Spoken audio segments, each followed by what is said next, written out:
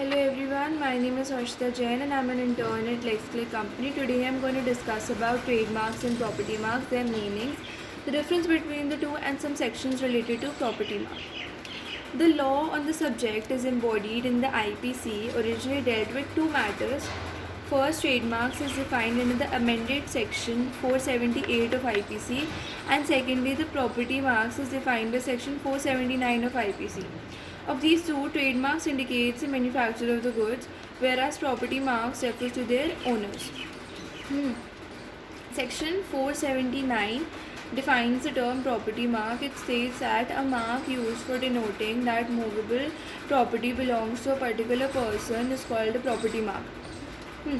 Section 481 is using a false property mark. It states that whoever marks any movable property or goods or any case, package or other receptacle containing movable property or goods, or uses any cage, package or other receptacle having any mark thereon in a manner reasonably calculated to cause it to be believed that the property or goods so marked or any property or goods contained in any such receptacle so marked belong to a person to whom they do not belong is said to use a false property mark.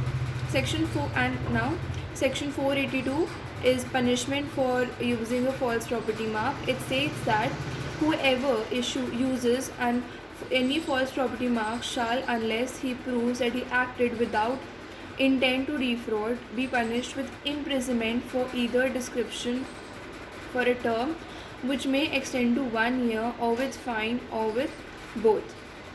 If there are any questions, feel free to mention them in the comment box.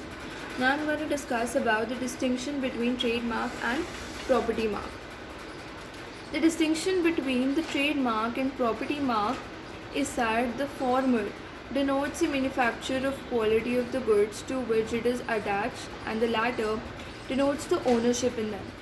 In other words, the former concerns the goods themselves, and the latter, that is the property mark, is the proprietor of these goods. Now the difference between the two was marked in the case of Suman Prasad versus Shiojanam Prasad. In this case, I'm going to discuss this case in detail. In this case, it was pointed out the distinction between the trademark and the property mark, as the charges under sections 482 and 485 were contested on the ground that the dispute related to trademark, and as such the complaint under the above sections for infringement of property mark would not lie. In this case, one Shiojanam Prasad, who died during the pendency of the appeal, was a proprietor of a provision store in a place called Ara. He claimed to have evolved a formula for manufacturing a scent, which he named as Basant Bahar. This scent soon became very popular and attracted many customers. The scent was packed in cartons and other receptacles which carried on them a picture of a fairy or an angel holding a bunch of flowers in her hand, and an inscription, Basant Bahar scent Khushbuon ka Badshah. This was the inscription on the carton. The cartons and the receptacles were in green in color and had on them in print the name of the manufacturer named Basant Bahar Perfumery Company, Shahabad, in 1951. Shiojanam Prasad thereafter applied before the registrar of trade marks or for registration of the trademark. The application was, however, for some technical defects, rejected. Nevertheless, he continued his business, and the scent manufactured by him flourished well in the market. The accused, Suman Prasad Jain, was also a dealer in the same place. He had manufactured a scent under the name of Pushpa Raj, but it was not so very popular. So thereafter, he started putting out for sale his scent under the name of Basant Bahar in cartons and receptacles similar to those of his rival Shiojanam Prasad, in the same color, shape and size. Except for one particular thing, which was the name of the manufacturer, and such name being Basant Bahar Chemical Company Limited, Shahabad. Shiojanam Prasad complained that the failure of Pushpa Raj led the accused to devise ways and means of destroying the business credited of Basant Bahar by surreptitiously, fraudulently, and deliberately the business of Basant printing trademark label uh, of Basant Bahar and packaging scents in receptacles of the various varieties with inferior quality of scent, which could easily be palmed off as the genuine Basant Bahar. The complaint further stated that the accused used false trademarks and sold inferior quality Basant Bahar to defame and destroy the good name of the complainant and his saint Basant Bahar and made illegal gain for himself. Further, he alleged that the accused by manufacturing spurious scent defrauded the public by selling as genuine Basant Bahar the scent which counterfeit imitation of trade mark with the sole subject of marking illegal gain and damaging the reputation of Basant Bahar in the hope of boosting up the sale of Pushparaj. The trial magistrate found the accused guilty of passing off his scent as if it was the one manufactured and marketed by the complainant and convicted him under sections 482 and 486 of the Indian Penal Code 1860 and imposed a fine of 250 rupees on each of the two counts. On appeal, additional sessions judge Ara, although he agreed with the findings of the fact by the learned magistrate, set aside the conviction on the ground that the complaint substantially dealt with infringement of trademark and not the property mark, and hence, especially after the passing of the Trademark Act 1958, such counterfeiting of trademark was no longer an offence in IPC under IPC.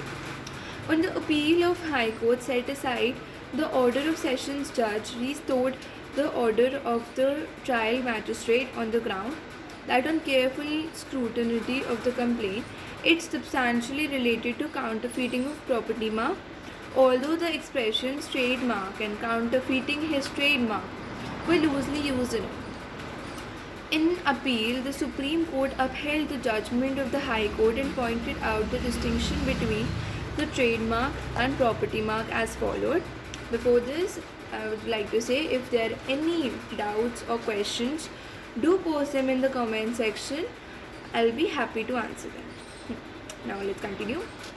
So the first distinction was a property mark as defined under section 479 IPC means a mark used for denoting that a movable property belongs to a particular person. Okay. The concept of a trademark is distinct from that of a property mark. A mark as defined by section 2 subclause 1 Trade and Merchandise Marks Act 1958 includes a device, brand, heading, label, ticket, name, signature, word, letter, or numerical of any combination of thereof. A trademark means a mark used in relation to goods for the purpose of indicating or so as to indicate a connection in the course of trade between the goods and some person having the right as proprietor to use the trademark. The function of a trademark is to give an indication to the purchaser or a possible purchaser as to the manufacture or quality of the goods, an indication to his eye of the trade source from which the goods come or the trade hands through which they pass on their way to the market. Now, the second distinction that was pointed out by the court was that the former denotes the manufacture. The former, that is a trademark, denotes the manufacture or quality of the goods to which it is attached. The latter denotes the ownership in them. In other words, a trademark concerns the goods themselves, while a property mark concerns the proprietor. A property mark attached to the movable property of a person remains even if a part of such property goes out of his hand and ceases to be his. The third distinction, sorry, the third distinction that was pointed out by the Supreme Court, High Court, was that to succeed on the charges under sections 482 and 485, the complainant has to establish that the applicant marked the goods or used packets or receptacles bearing that mark, and that he did so in a manner reasonably calculated to cause it to be believed that the goods so marked or the goods contained in the packages and receptacles so marked belong to the complainant. For the purpose of section 486, he had to further establish that the appellant had sold or exposed for sale or had in his possession for sale goods having a mark calculated to cause it to be believed that the goods were the goods manufactured by and belonging to the complainant. The Apex Court found the appellant guilty of offences charges charged under section 482 and section 486, and his appeal was dismissed. Property in a trademark is the right to the exclusive use of some mark, name, or symbol in connection for a particular manufacture or vendible commodity. Consequently, use of the same mark in connection with a different article is not an infringement of such right of property.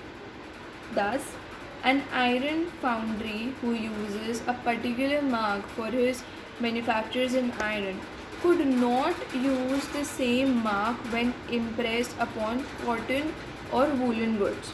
For the property in a trademark consists in the exclusive right to the use of that trademark as applied to a particular commodity manufactured or sold. If there are any questions or doubt regarding the video, do mention them in the comment box and I'll be happy to answer them. Thank you for watching this video.